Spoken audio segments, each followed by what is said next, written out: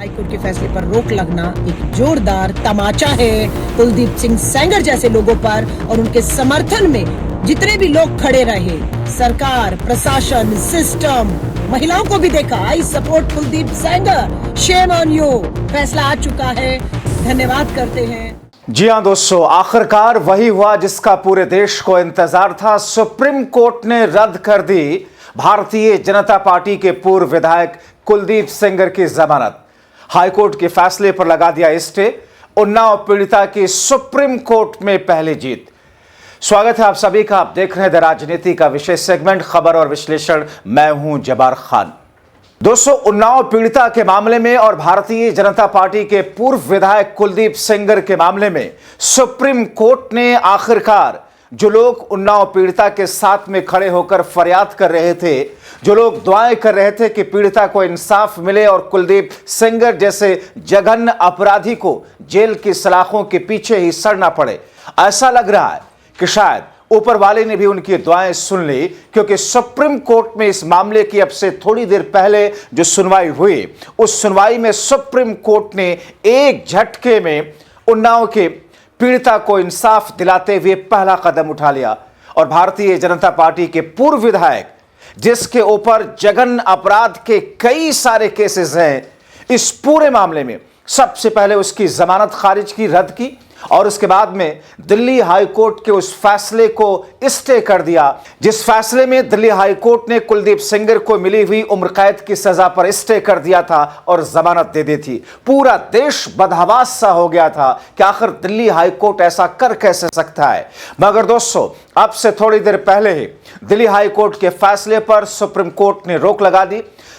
High court ने सेंगर की आजीवन कारावास की सजा को निलंबित कर दिया था और जमानत भी दे दी थी। मगर दोस्तों, सुप्रीम कोर्ट में जब ये मामला पहुंचा तो मुख्य न्यायाधीश सूर्यकांत, जस्टिस जेके माहेश्वरी और जस्टिस ऑगस्टिन जॉर्ज मसीह के वेकेशन बेंच याचिका पर सुनवाई चल रही थी। हाईकोर्ट ने जिस तरीके से सेंगर की सजा को निलंबित किया था और जिस तरीके से उसे सशर्त जमानत दी थी, उसमें सुप्रीम कोर्ट में एक झटके में कुलदीप सिंह सेंगर को ऐसा झटका दिया जिससे वो शायद ही अब कभी उबर पाए।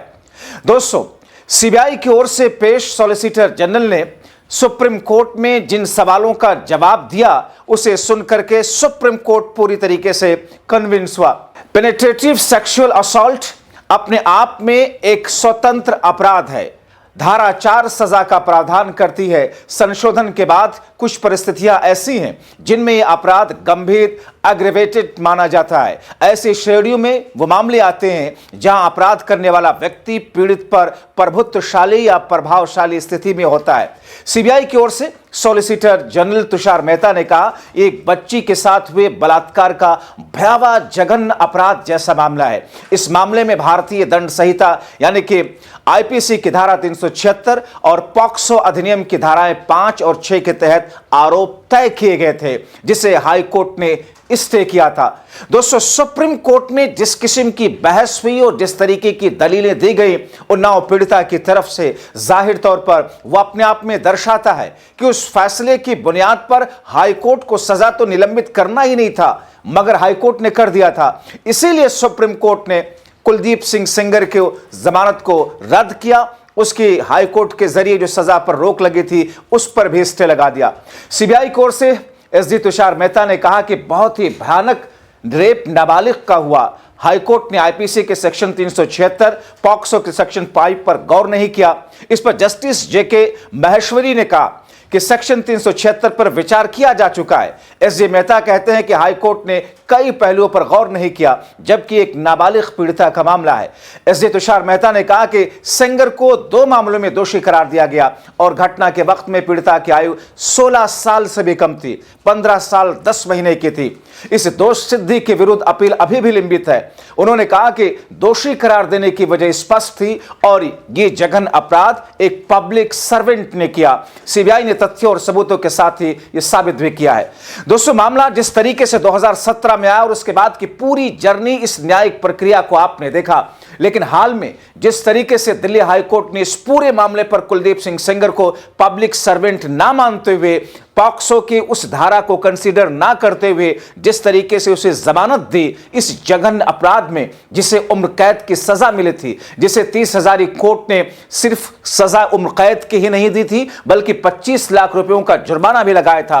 और तब से लेकर के अब तक, यानी कि दिल्ली हाईकोर्ट का फैसला जिस वक्त से आया था तब से लेकर के अब तक खुले आसमान के नीचे सर्दी में सुबह शाम रात तक पीड़ित, उनके साथ में जो उनके वकील हैं और देश के दूसरे लोग उनके साथ में विरोध प्रदर्शन कर रहे थे हाईकोर्ट के फैसले को सुप्रीम कोर्ट के जरिए वापस लिए जाने को लेकर। ऐसे में ये बड़ी खुशखबरी कह सकते हैं आप इंसाफ को चाहने वाले लोगों के लिए, उन्नाव के पीड़िता के लिए और कुलदीप सिंह सेंगर के लिए एक ऐसा झटका, जिस झटके के बाद माना ऐसा जा रहा है कि अब वो इस पूरे मामले में जब सुप्रीम कोर्ट में आगे की कार्रवाई बढ़ेगी, इस पूरे मामले में जेल के सलाखों के पीछे उसे लंबे समय तक अभी रहना होगा। जय हिंद साथियों, मैं इस समय सुप्रीम कोर्ट के बाहर हूं और सलाम करते हैं सुप्रीम कोर्ट को। उन्होंने हाई कोर्ट के फैसले पर रोक लगा दी है। ये हमारी उन्नाव की पीड़िता और उनके साथ खड़े हुए एक एक शख्स की जीत है। इस जीत पर बधाई देती हूं, लेकिन लड़ाई जारी रहेगी क्योंकि फैसला बड़ा होना चाहिए।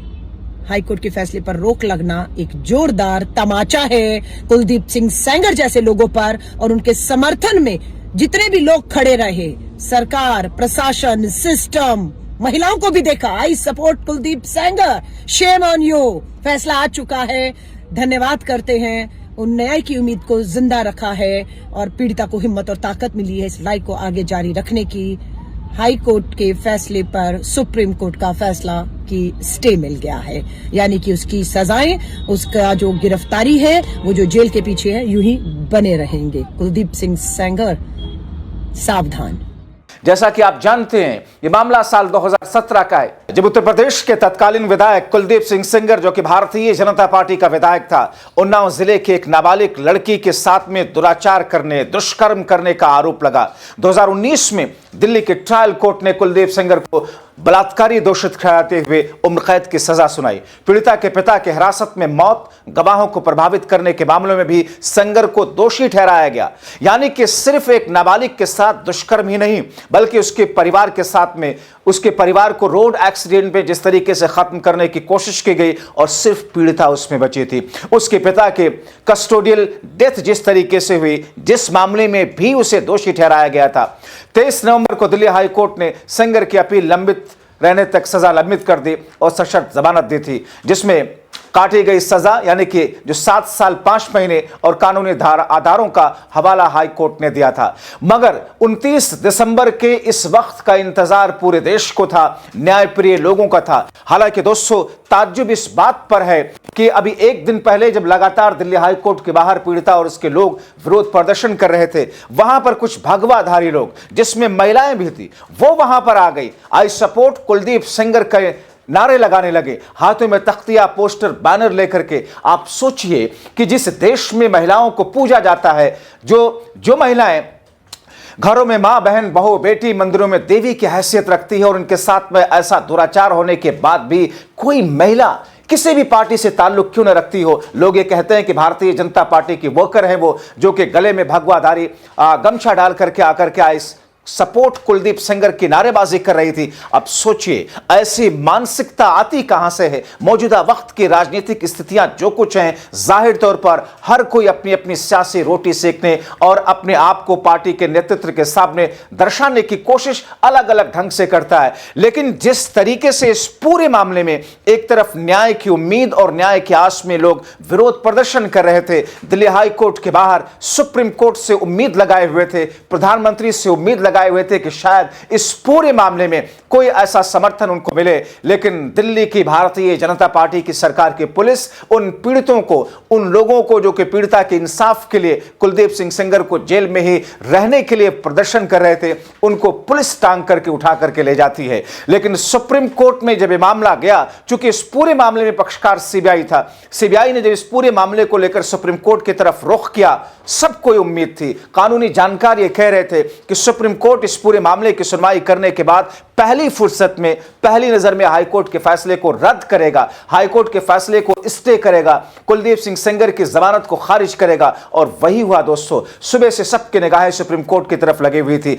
अब ऐसे में न्याय की उम्मीद और ज्यादा बढ़ी है कि एक ऐसे शख्स को जो समाज के लिए एक तरीके से खतरनाक हो सकता है, एक ऐसा शख्स जो कि एक जनप्रतिनिधित्व करने वाला शख्स था, जनता का नेता था, चुना हुआ एक जनप्रतिनिधित्व शख्स था, और जिसको लेकर के जिस अंदाज में उसे जमानत दिलाने को लेकर, जेल से बाहर निकलवाने के लेकर कहा यह गया कि भारतीय जनता पार्टी भी बैकडोर से उसके सपोर्ट में खड़ी हुई नजर आई। और अगर ऐसा नहीं तो फिर वो लोग कौन हैं जो सड़कों पर आकर के कुलदीप सिंह सेंगर के सपोर्ट की बात करते हैं? तो एक ऐसी स्थिति जिसमें कुलदीप सिंह सेंगर के लिए तय हो गया कि जेल में अभी उसको सड़ना है, क्योंकि जब तक उसकी पूरी सजा नहीं हो जाती, इस मामले में पीड़िता को इंसाफ नहीं मिल जाता। ऐसे लोगों के साथ अदालतों से, कानून से लोगों की उम्मीद है कि उन्हें जेल में ही सड़ाएंगे। तो दोस्तों, आप जो सारे के सारे लोग सोशल मीडिया से लेकर, डिजिटल प्लेटफॉर्म से लेकर के, या दिल्ली में दिल्ली हाई कोर्ट के बाहर जाकर के जो पीड़िता की आवाज मिला रहे थे, उन लोगों के लिए एक बड़ी राहत, सुप्रीम कोर्ट में एक पहली जीत, कुलदीप सिंह सेंगर के लिए एक बड़ा झटका। आपको क्या लगता है कि इस पूरे मामले में आगे और क्या होना चाहिए? अपनी राय कमेंट बॉक्स में जरूर लिखें। अभी के लिए इतना ही, बहुत शुक्रिया। हाईकोर्ट के फैसले पर रोक लगना एक जोरदार तमाचा है कुलदीप सिंह सेंगर जैसे लोगों पर और उनके समर्थन में जितने भी लोग खड़े रहे। सरकार, प्रशासन, सिस्टम, महिलाओं को भी देखा। I support Kuldeep Sengar, shame on you. फैसला आ चुका है, धन्यवाद करते हैं।